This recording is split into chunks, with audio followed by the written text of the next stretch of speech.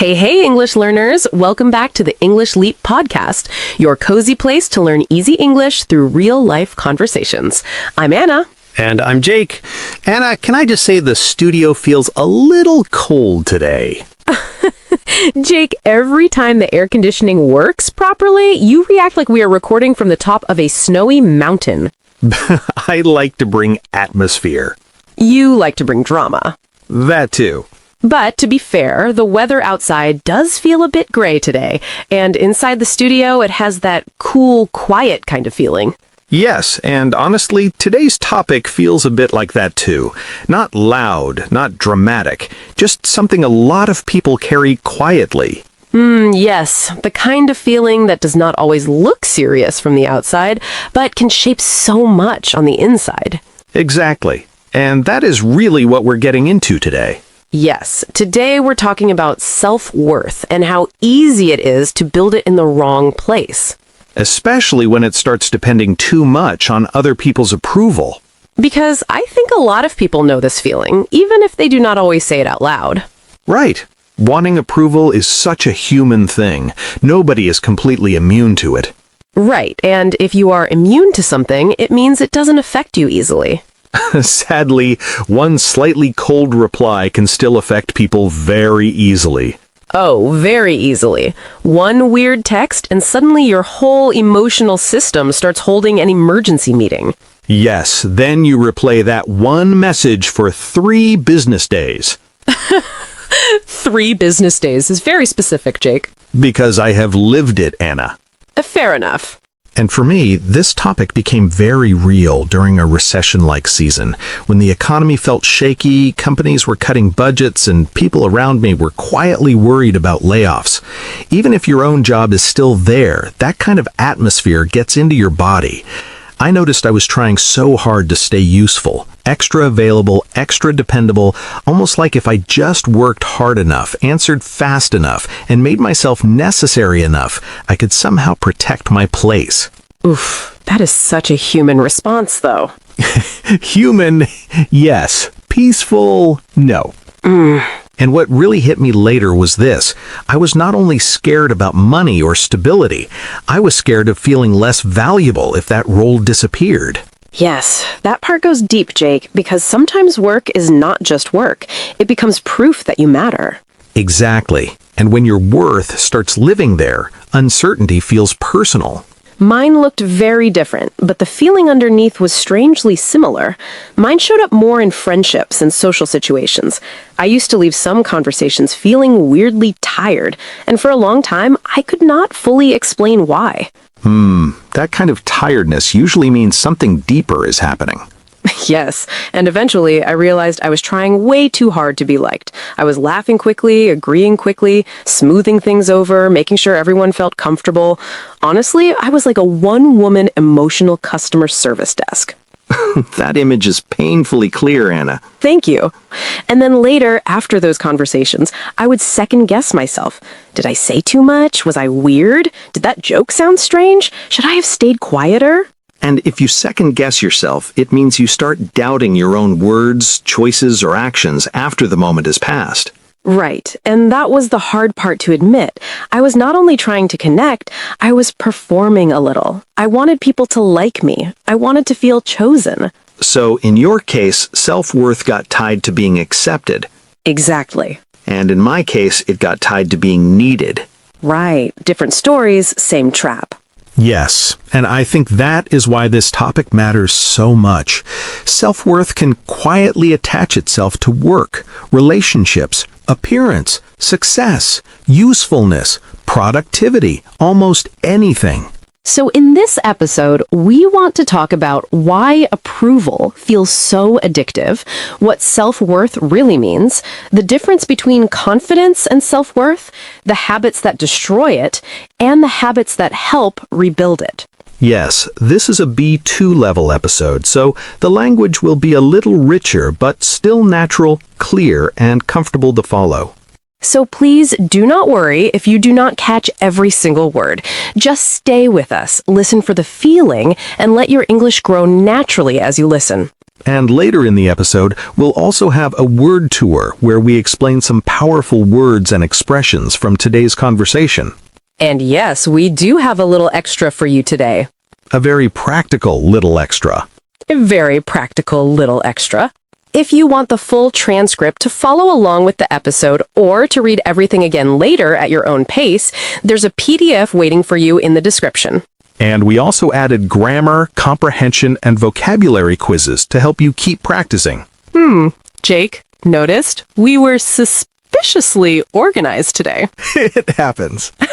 Very rarely, but yes. And if you enjoy learning English through honest, meaningful conversations like this, please like the episode, subscribe to the channel, and join the English Leap family. And today, we'd really love to hear from you, too. What affects your self-worth the most? Work, relationships, appearance, or something else? You can keep your answer short and simple or share a little of your own experience. We always love reading your thoughts. Because sometimes the need for approval is deep-rooted. Right. And if something is deep-rooted, it means it has been there for a long time and feels strongly fixed inside you. Yes, but that does not mean it cannot change. Right. And that is exactly why this conversation matters. All right, let's begin. So maybe we should start here. Why does approval feel so powerful in the first place? Why do people care so much? Because approval feels good. Very good. It feels safe, calming, comforting. When people approve of you, smile at you, praise you, choose you, agree with you, your nervous system goes, "Ah, lovely, we are safe now." Yes, it is almost embarrassing how quickly one nice reaction can improve your mood. And how quickly one weird reaction can ruin it. Also true. And I think many people fall back on approval without even noticing. Right, and if you fall back on something, it means you depend on it when things feel uncertain or difficult. Exactly. So when people feel insecure, they fall back on praise, reassurance, compliments, being needed, being admired, being wanted. Those things start working like emotional painkillers. And that is why it feels addictive, because approval does not only feel nice, it feels like relief. Yes, especially if you are already doubting yourself. Then approval does not feel like a bonus, it feels like oxygen. Yes, that is exactly it. And the tricky part is, if you do not build your own inner steadiness, you keep waiting for little signs from outside. A warm reply, a compliment, a thank you, a yes, a smile, a sign that you still matter. Basically emotional Wi-Fi. Yes, and one weak signal and suddenly everybody is suffering. That is painfully accurate, Jake. So approval becomes addictive because it gives short-term comfort, but it does not create long-term stability. Right. It calms you for a moment, but it doesn't teach you how to stand on your own feet emotionally. So then the next question is obvious. What actually is self-worth? For me, self-worth is the ability to believe that you matter, even when nobody's clapping. That is good. It is how you see your value when you are not being praised, chosen, noticed, thanked, admired, or reassured. Yes, self-worth is quieter than confidence. It is deeper. It is less shiny. Less shiny is a good phrase. Thank you.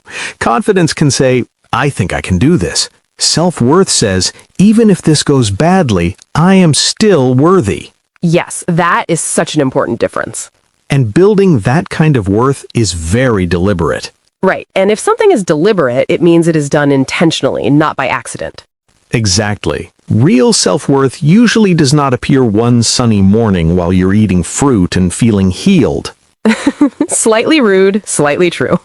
It usually grows through repeated inner work, through noticing unhealthy patterns, through changing how you speak to yourself, through showing yourself again and again, "I am still here for you." So, self-worth is not a mood. It's not a lucky day. It's not one good hair day and 2 compliments. Though we respect a good hair day. Deeply. But yes, it is deeper than that. It's your internal relationship with your own value. And I think that is exactly where people get confused sometimes. Yes, because confidence and self-worth can sound almost the same on the surface. But they are not the same thing at all. Right. Confidence is about how you feel about your abilities. Self-worth is about how you feel about your value as a person. Yes, confidence asks, can I do this? And self-worth asks, if I do not do this well, am I still okay inside? Which is a much ruder question, honestly. Much ruder. So, confidence often shows up in what you do. Can I speak well? Can I handle this task? Can I walk into that room and function like a human being? A very ambitious goal some days, Anna. Truly. But self-worth is deeper. It is more like, if I fail, if I feel awkward, if I am rejected, if I am not impressive today, do I still believe I matter?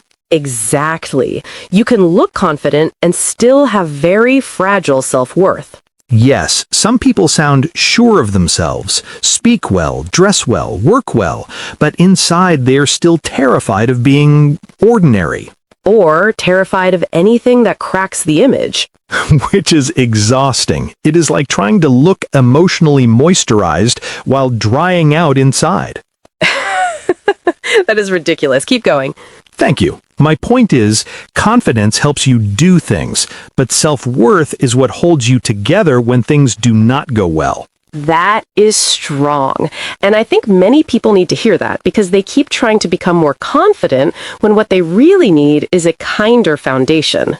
Yes, and when that foundation is weak, certain habits start showing up very quietly. So let's talk about the ones that slowly damage self-worth. Yes, the quiet ones. The ones that do not always look serious at first. Habit number 1, people-pleasing. Yes, saying yes when you mean no. Smiling when you are uncomfortable. Explaining too much. Softening yourself too much. Acting like everybody's comfort is somehow your full-time job. Which, legally, it is not. Thank you for clarifying that, Jake. I am here to help. And for some people, pleasing others starts to feel almost obligatory. Right, and if something feels obligatory, it feels required, expected, like you have to do it. Exactly. So rest feels selfish. Boundaries feel rude. Honesty feels dangerous.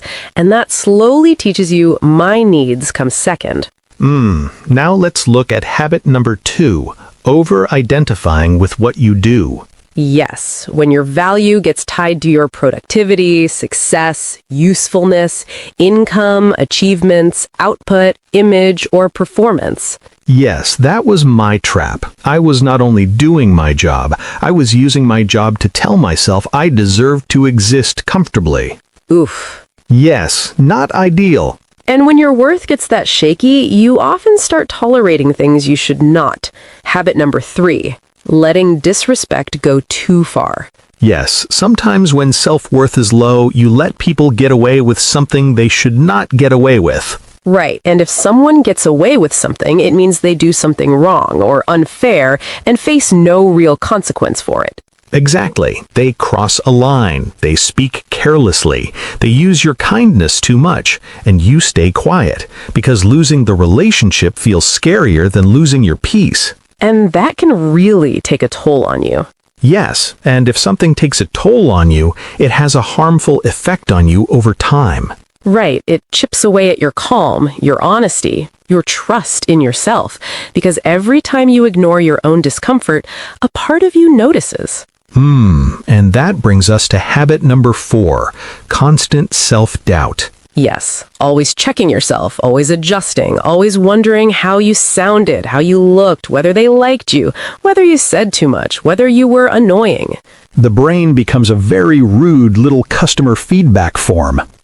Yes, 1 star. Too emotional, too quiet, too much eye contact. Very confusing overall.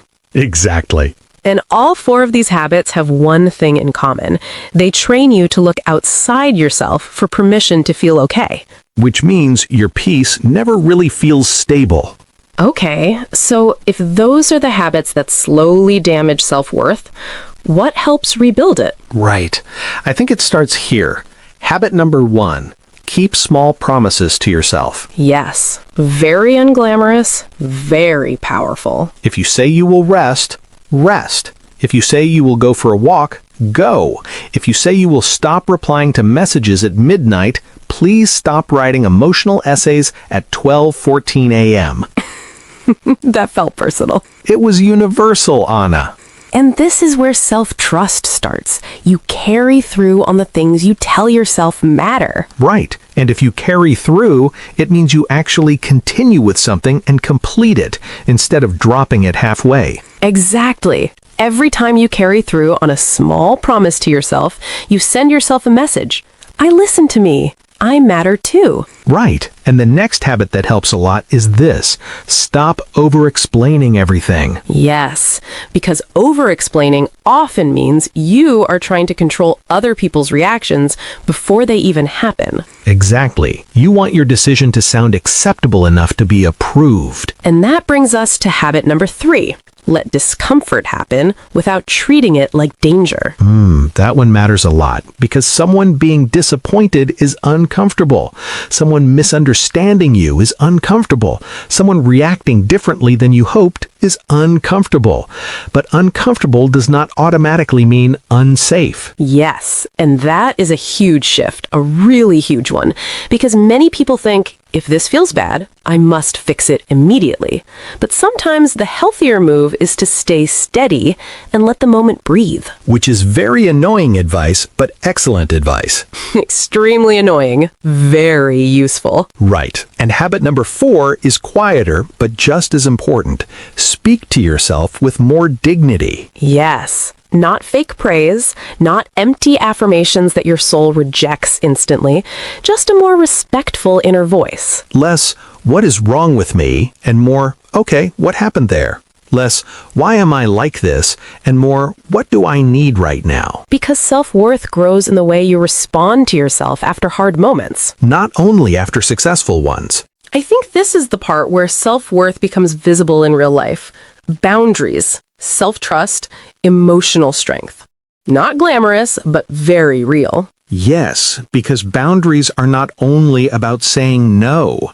They are about believing your no deserves to exist. Yes. And when you finally start setting better boundaries, some people may be taken aback. Right, and if someone is taken aback, it means they feel surprised or a little shocked. Exactly, because they were used to the old version of you, the endlessly available version, the always understanding version, the it's fine, no problem, don't worry about me version. Ah, yes. Sweet on the outside, completely drained on the inside. Oof, completely. And that is exactly why emotional strength is not becoming cold. It is not becoming hard. It is becoming steadier. Yes, it is being able to say, I can survive this moment without betraying myself. That is such a strong sentence, Anna. Thank you. And self-trust grows in these tiny moments too. Every time you notice your discomfort, honor your limit, speak honestly, and stay with yourself, you become a little safer to live inside. Well said, Jake.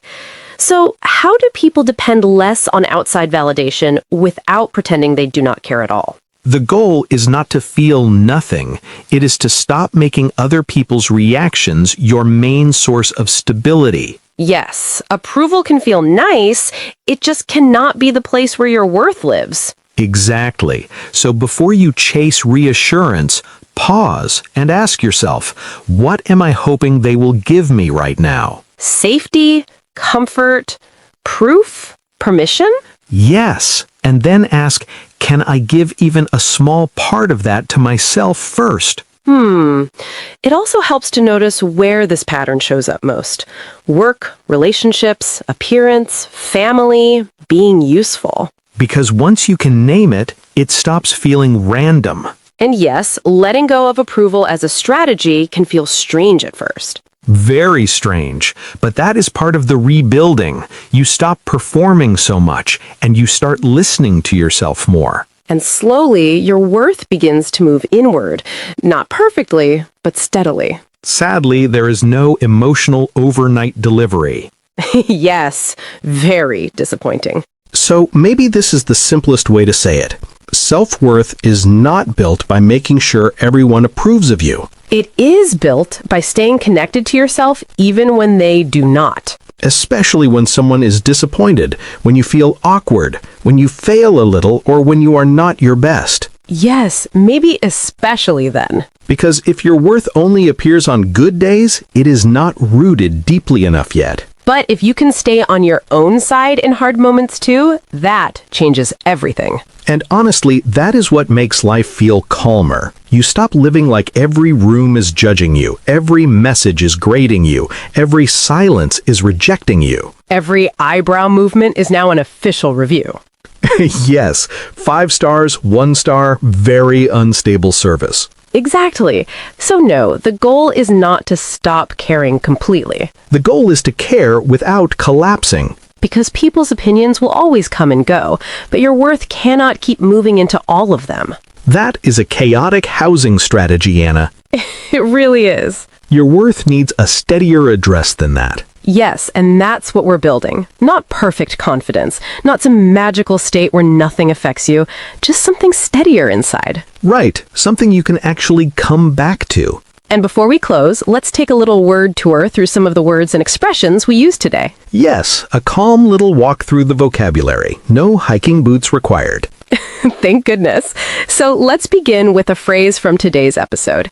Take a toll on. If something takes a toll on you, it slowly has a negative effect on your energy, emotions, or strength over time.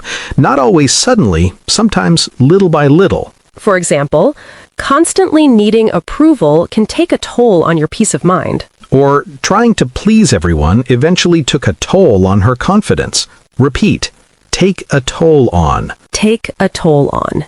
Next, a very real phrase from today's conversation. Second guess yourself. If you second guess yourself, you start doubting your own words, choices, or actions after something has already happened. For example, she always second guesses herself after speaking in a group. Or, he sent the message and then immediately started second guessing himself. Repeat, second guess yourself. Second guess yourself. Next, we have fall back on. If you fall back on something, you depend on it when things feel uncertain, difficult, or unstable. For example, when she feels insecure, she tends to fall back on other people's approval. Or, some people fall back on being busy because it makes them feel valuable. Repeat, fall back on. Fall back on. Next, a strong descriptive word, deep-rooted. If something is deep-rooted, it has been there for a long time and feels strongly fixed inside you. For example, his fear of rejection was deep-rooted. Or, for many people, the need for approval is deep-rooted. Repeat, deep-rooted. Deep-rooted. Next, immune. If you are immune to something, it means it does not really affect you, or it doesn't affect you easily. For example, nobody is completely immune to criticism. Or, even confident people are not always immune to self-doubt. Repeat, immune. Immune. Next, a useful word for intentional action, deliberate. If something is deliberate, it is done carefully and intentionally, not by accident. For example, building self-worth takes deliberate inner work. Or, she made a deliberate choice to stop over-explaining herself. Repeat, deliberate. Deliberate. Next, a word that sounds formal but is very useful, obligatory. If something feels obligatory, it feels required, expected, or like you have to do it. For example, for some people, saying yes feels almost obligatory. Or, the smile felt obligatory, not natural. Repeat, obligatory. Obligatory. Next, an important phrase for self-trust, carry through. If you carry through on something, you continue with it and complete it instead of giving up halfway. For example, she started trusting herself more when she began to carry through on small promises. Or, it is not enough to make promises to yourself. You have to carry through. Repeat, carry through. Carry through. Next, a very common phrase, get away with something.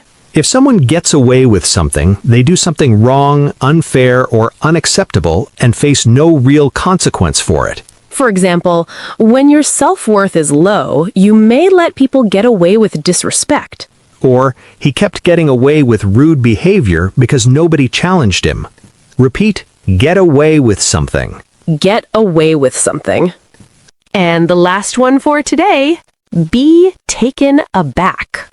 If you are taken aback, you feel surprised or a little shocked by something. For example, some people are taken aback when you stop people-pleasing. Or, she was taken aback by how strong her reaction was. Repeat, be taken aback. Be taken aback. Very nice. That was a strong set today. Yes, emotionally insightful and suspiciously organized. Our rarest form. And maybe that is a nice place to leave it today. You do not need everybody to approve of you to begin rebuilding your self-worth. Right. It starts more quietly than that, with honesty, with boundaries, with self-trust, and with learning to stay on your own side a little more. So, if this episode stayed with you, let it stay with you gently. No pressure, just one small thought to carry into your day. This is Anna. And this is Jake. And you have been listening to the English Leap podcast. Bye!